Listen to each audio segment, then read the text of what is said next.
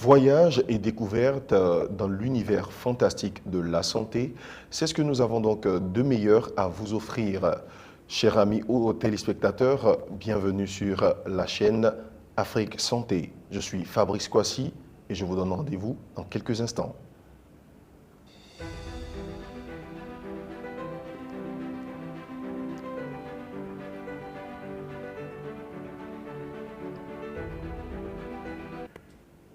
Votre émission Ils font la santé accueille ce jour le docteur Latif Mousse qui est le président de PSSP Bénin et nous aurons donc l'occasion avec lui de découvrir l'organisation sous toutes ses coutures. Bonjour docteur et bienvenue sur ce plateau.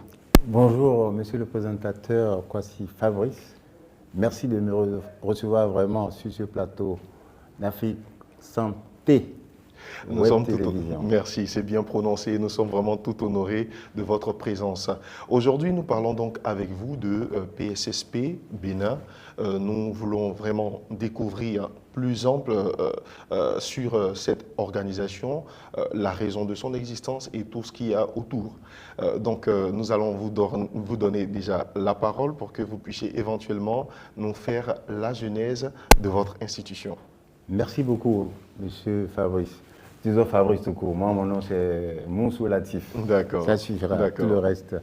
Effectivement, je suis le président actuel de la PSSP, mais il faut préciser que la PSSP, P, c'est pour plateforme du secteur sanitaire privé. D'accord. Donc, plateforme du secteur sanitaire privé de santé. De santé, voilà. D'accord. Mais j'ai détaillé ça comme ça parce que ici, en gros, c'est ce qui est retenu. D'accord. Mais nous disons c'est PSSP, P pour plateforme du secteur sanitaire privé au lieu de, on dit secteur de santé, privé de santé. D'accord. Parce que parfois, ça crée quelques confusions. C'est la particularité que nous avions mise. D'accord. La PSSP a été créée dans des conditions difficiles. Il faut dire que ça a commencé en 2015 au Bénin, mais avant cela, c'est parce que le secteur santé privé, le secteur sanitaire privé, au Bénin et puis partout en Afrique, mais lié à ce que nous appelons le réaménagement structurel financier du Fonds monétaire international qui a fait que l'État a arrêté de faire le recrutement direct des médecins qui sortent. Et fort de ça, il y a eu juste après, donc en 1985, au Bénin, donc à partir de 1986, toutes les promotions de médecins qui sortaient et des professionnels de santé globalement, mais particulièrement les médecins, eh bien, c'était la débrouillardise. Pas de recrutement à cause donc du réajustement structurel du Fonds monétaire international, d'où que faire? Les confrères directement sont déversés dans le secteur privé. Ce secteur privé, avant 1986, certes, était déjà dans un état chaotique de non-organisation, chacun fait ce qu'il peut, médecin ou pas ouvre effectivement des formations sanitaires de santé. Mais à partir de 1986, c'était vraiment le plus grand chaos. Une flambée des formations sanitaires au Bénin.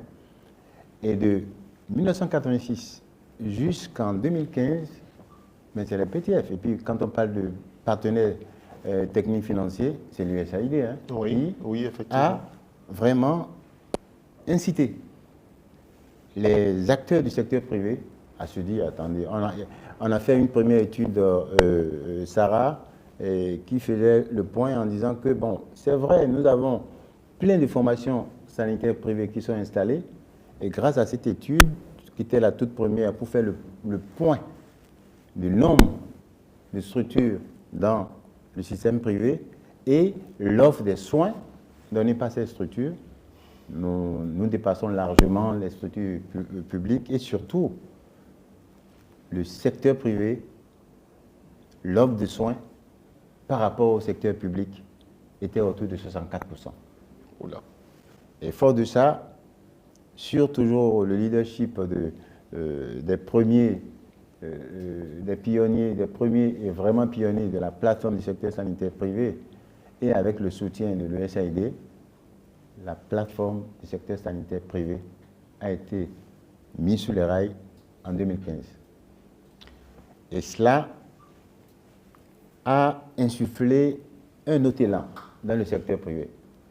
Parce que l'objectif, c'était d'avoir ne serait-ce qu'un interlocuteur unique, frontal, avec les autorités.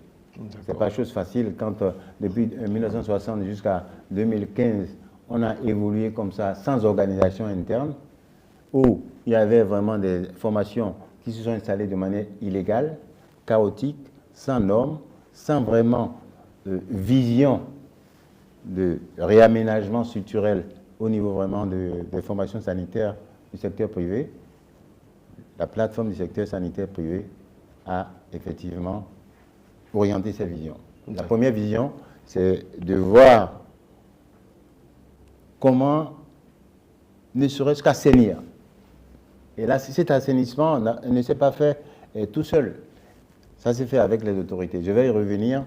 Et les forces et faiblesses, c'est de dire où sont nos faiblesses, où sont nos forces, au-delà du contenu des formations qui ne sont pas agréées, qui ne sont pas vraiment des formations légales, au-delà de ceux qui ne sont pas des médecins, qui travaillent comme des médecins. Tout ceci, petit à petit, les années faisant, et surtout face aux autorités, la confiance faisant, nous avions d'abord, dans notre évolution en 2017, de 2015 à 2017, avec l'autorité ministérielle, nous avons mis en place une interface de convention avec l'autorité ministérielle. Ça, c'était un pas important qui nous a permis effectivement d'accompagner les autorités, aussi bien dans les campagnes, dans les différents programmes du plan sanitaire national, en tout cas du programme national de développement de la santé, je veux dire aussi bien le programme de lutte contre le paludisme, le programme de lutte contre le VIH et surtout les orientations importantes qu'on a eues, c'est avec le soutien toujours de l'USAID, la mise en place des jeunes logisticiens qui font un travail vraiment magnifique. Très tôt, cela a démarré, et ça c'était en 2018-2019, où ces jeunes logisticiens sillonnent tout le pays sur le plan national pour la mise à disposition des intrants de soins et des médicaments au kilomètre zéro. Et ça, c'est vraiment une particularité donc, des actions de la PSSP au Bénin. D'accord. Donc, on va marquer un tout petit arrêt sur, on va dire, les éventuelles actions que vous avez eu à mener et essayer de comprendre un peu votre participation à cette élaboration et à la continuité de ces actions. Quel est le rôle principal que vous jouez présentement au niveau de la PSSP? Au niveau de la PSSP, bon, c'est ça que j'enclenchais. Le rôle que nous jouons, c'est que nous sommes l'interlocuteur numéro 1 de notre autorité vraiment gouvernementale fêtière qui est le ministère de la Santé. D'accord, d'accord. Et quoi qu'on dise aujourd'hui, les plateformes, les PTF, les partenaires techniques financiers, pour faire des investissements au niveau du secteur privé, la quasi-totalité passe par la PSSP. Parce que depuis 2015 à aujourd'hui, nous avions été effectivement présents avec les actions que nous avions menées. En dehors donc des logisticiens, nous avions mené deux actions. Les actions que nous avons menées en ce qui concerne la prévention des infections nosocomiales, les PSI, au niveau donc des soins et au niveau du traitement des déchets biomédicaux. C'est quelque chose d'innovant. En Afrique de l'Ouest, il n'y en a pas. En Afrique peut-être maghrébien, il y a des machines du genre. Oui. C'est des banaliseurs qui utilisent l'ozonation pour désinfecter, pour complètement réduire à des déchets tout simplement ménagers, tout ce qui est déchets biomédicaux. Et ça, c'est vraiment une innovation importante que nous avions mise en place depuis 2019. Et nous espérons que ça va se poursuivre parce que, bien que ça soit vraiment un investissement assez lourd, c'est un témoin du partenariat public et privé, parce que sans vraiment toutes les autorités de notre pays, on n'aurait pas pu le faire tout seul. C'était vraiment c'était un challenge. Ensuite, aujourd'hui, nous sommes en bon partenariat avec l'OMS. C'est une première. L'OMS, nous avons fait donc une convention qui nous permet, un MOU qui nous permet effectivement de travailler avec l'OMS qui, de manière traditionnelle, travaillait directement avec les autorités nationales.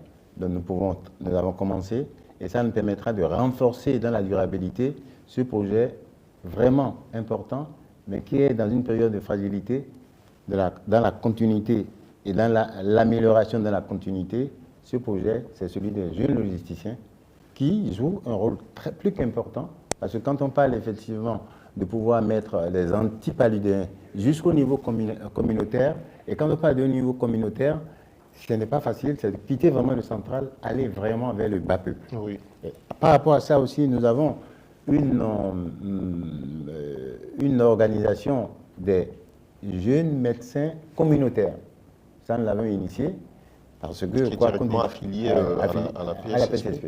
Donc tout ceci, bien sûr, avec toujours le soutien non incontournable de l'USAID. Dans ce sens-là, on ne serait pas vraiment en train d'avancer. C'est en cela que il faut toujours insister sur le fait que, oui, l'USAID est là, nous devrions aussi tout faire pour aller vers un lobbying d'autonomisation. D'accord, d'accord. Nous allons donc essayer avec vous de comprendre la structuration, parce que vous avez évoqué à plusieurs reprises les logisticiens qui font vraiment un travail remarquable au niveau de la PSSP.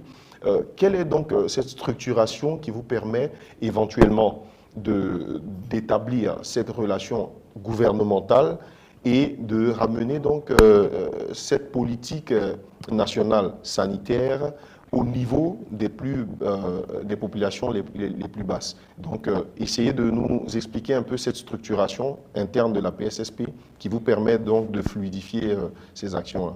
Merci beaucoup. Je crois que la structuration, elle est toute simple et dans ce dynamisme, effectivement, ce fusionnel, ça va se faire de plus en plus. Nous avons, en tout cas, un membre de la PSSP, les associations qui regroupent des membres travaillant dans le secteur privé de santé. D'accord. Donc, si on prend par exemple l'association des médecins ou l'association des pharmaciens, il faut que je sorte un peu du domaine de médecin. Oui. Quand on prend les pharmaciens, nous allons nous intéresser à coopter le bureau, en tout cas l'association des pharmaciens. Nous ne prenons pas directement un pharmacien et dit qu'il devient membre. D'accord, d'accord. Donc c'est la première particularité. C'est beaucoup plus les fêtiers. D'accord. Donc les associations fêtières comprennent quoi? Les professionnels de santé. Et dans le cours des professionnels de santé, vous allez voir donc les médecins, toutes spécifiques, que ce soit le réseau des cliniques privées, que ce soit l'association des pédiatres privés, que ce soit l'association des pharmaciens privés, que ce soit l'association des vendeurs de matériel médical, et les vendeurs, ils ajoutent maintenant avec dispositifs médicamenteux, etc., parce qu'ils sont regroupés dans ce label, que ce soit les professionnels, les kinésithérapeutes, que ce soit les dentistes, que ce soit les vétérinaires, que ce soit maintenant les non-médecins, en tout cas ceux même qui n'ont rien du tout à avoir directement avec les soins, j'en ai déjà cité, c'est qu'est-ce que nous pouvons citer, tout ce qui est dans l'architectural de la santé, l'architecture de la santé. Nous pouvons citer les prothésistes aussi. Les prothésistes, ils font un peu de la santé, mais ils ne font pas directement, mais c'est ceux qui fabriquent. Ils ont un rôle particulier. Et voilà, il y a les logisticiens, comme je viens de vous le dire, et les logisticiens, ils interviennent un peu partout. Bon, ça soit dans la santé ou non dans la santé. Ceux qui s'occupent de tout ce qui est communication comme vous, etc., mais web santé, etc., ils ont leur association. D'accord. Donc, c'est cette diversité vraiment, je dirais, arc-en-ciel de personnes, de valeurs, créant un plus-value dans le domaine de la santé. D'accord. Ah. Donc, au niveau donc, de cette organisation, avec la structuration, les parties prenantes, il paraît donc évident qu'il y a des activités, on va dire, d'envergure. Nous savons que avec ce vaste réseau que vous créez aujourd'hui avec la PSSP, qui englobe tous les professionnels de la santé dans le secteur privé au niveau du Bénin, éventuellement, il y a des actions majeures qui, on va dire, ont pu marquer un intérêt particulier au niveau du Bénin. Est-ce que vous pouvez évoquer l'une de ces actions majeures que vous avez pu mener au niveau du Bénin? Donc, les actions majeures, ça fait déjà, bon, ce dont je t'ai parlé, c'est la création de ce groupement d'intérêt économique qui a pu mettre en place donc l'innovation dans le traitement des déchets biomédicaux, donc la mise en place donc des jeunes logisticiens. Oui, mais nous avions des événements importants. Le tout dernier, c'était en juin dernier, c'était les journées du secteur sanitaire privé. Toutes les plateformes le font. Oui. Et nous avions effectivement pris comme thème état des lieux et perspectives, état des lieux, enjeux et perspectives du partenariat privé-public. D'accord. Je préfère te dire privé-public. Oui, effectivement. Parce qu'il faut qu'on se réveille pour que nous puissions vraiment arrimer le public et savoir que les deux pôles privé-public doivent vraiment être fusionnels. Oui, parce qu'il y a essentiellement un plein santé. Oui, nous avions aussi des actions. Hein. Bon, au niveau du genre, nous, ce qui est de mettre en avant surtout la journée nationale des femmes. Ça, nous le faisons. Et nous avions donc les perspectives de développer les luttes contre donc, les maladies non transmissibles, et particulièrement la lutte octobre, que ce soit octobre rose, et puis après novembre bleu. Nous aurons le temps effectivement d'aller dans ça. C'est nos perspectives pour 2025 et surtout comment faire pour que le démembrement qui est en cours puisse être capitalisé. Nous sommes beaucoup plus dans les grandes villes. Donc actuellement, nous sommes en train avec l'autorité de régulation de la santé, de mettre en place surtout le dispositif de sécurité pour les patients. Ça, c'est un gros challenge. Nous sommes un partenaire vraiment fusionnel avec l'autorité de régulation de la santé et elle s'appuie sur nous, bien sûr, avec le soutien du ministère, pour que ce dispositif de sécurité pour les patients se développe. Et ça va nous permettre d'être un acteur de l'implémentation des bonnes pratiques médicales pour une médecine sans risque, de qualité, d'excellence, dans une amélioration continue. D'accord. Ça, c'est quelque chose d'important sur lequel nous sommes en train effectivement d'agir actuellement. Vraiment, c'est vraiment très impressionnant les actions menées. On voit donc que l'implication de la plateforme est vraiment très importante au niveau national déjà. Et vous l'aviez évoqué dans votre avant-propos que la PSSP même avait, on va dire, été créée pour répondre vraiment à des problématiques. Et ça n'a pas été si facile de le faire. Est-ce qu'à ce jour, vous avez encore des défis, des difficultés que vous rencontrez dans la mise en œuvre des actions éventuelles que vous êtes en train d'envisager?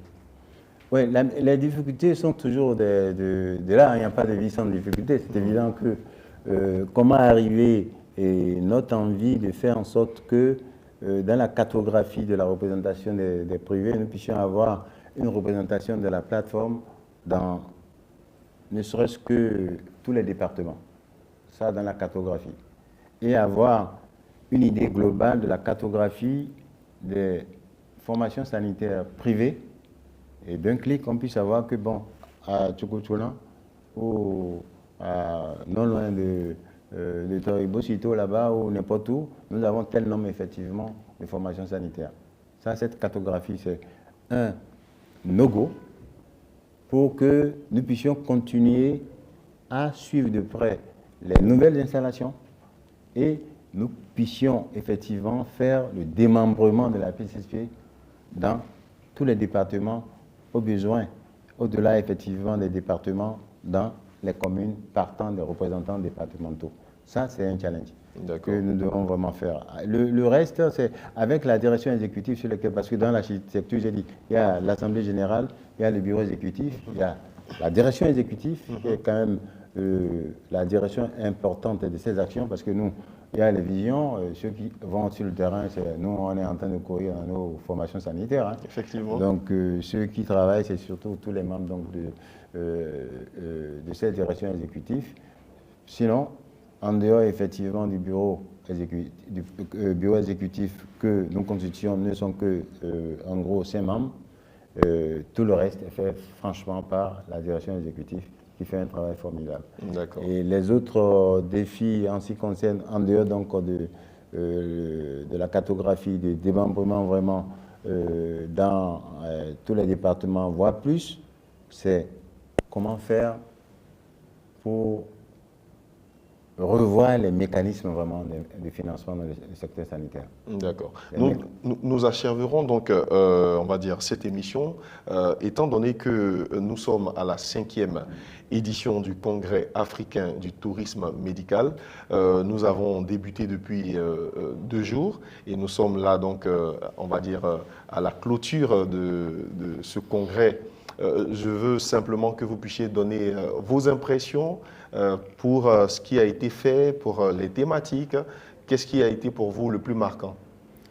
Merci beaucoup. Je crois que vous touchez un point important. La FOAPS est pour nous effectivement le moteur qui nous stimule à faire mieux sur le plan local et étatique, sur le plan national, parce que quand nous voyons effectivement toute l'énergie que le président Joseph Boguifo et salutations sincères et félicitations à toute l'équipe autour, dont vous aussi, hein, avec Kofi et tout le noyau vraiment dynamique.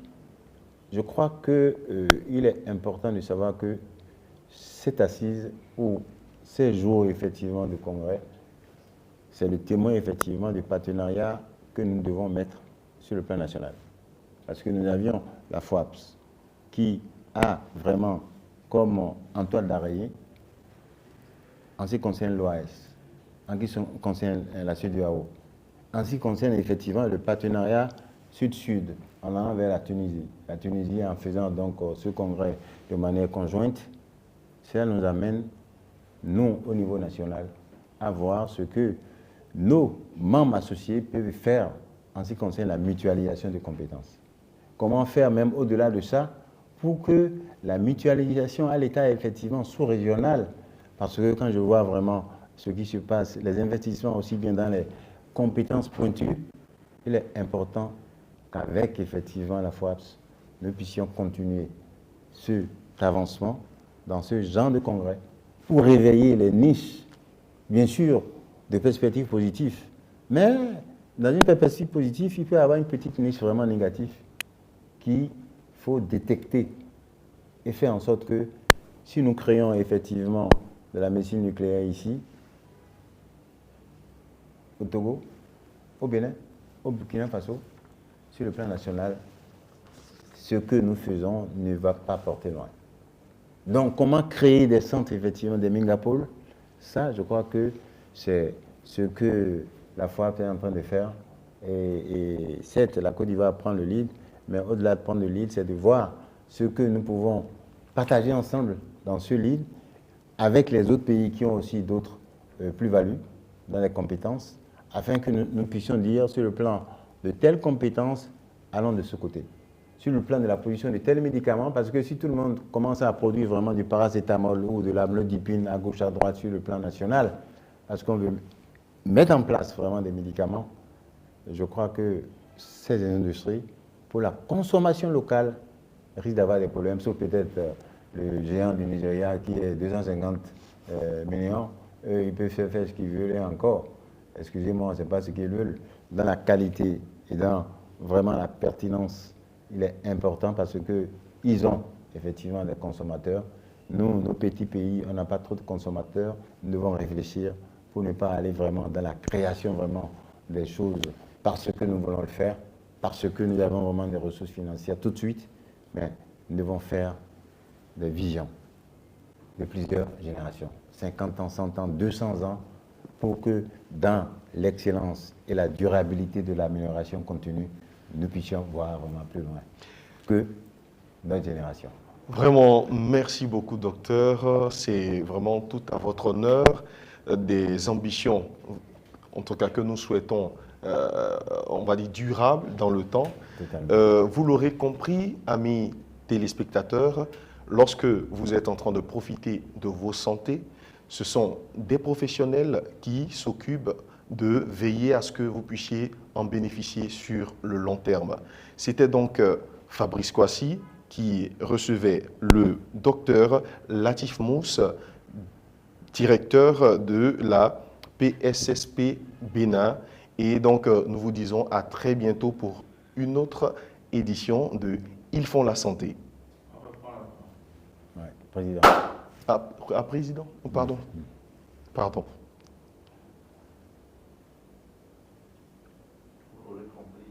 Oui. Ah, d'accord. Donc, quand c'est bon, vous me... D'accord.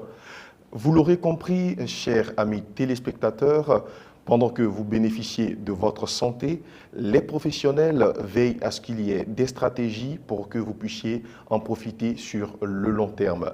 C'était donc Kouassi Fabrice sur l'émission Ils font la santé et nous avons reçu le docteur Latif Mousse, président de PSSP Bénin. Et sur ce, nous vous disons, portez-vous très bien et pour une prochaine édition.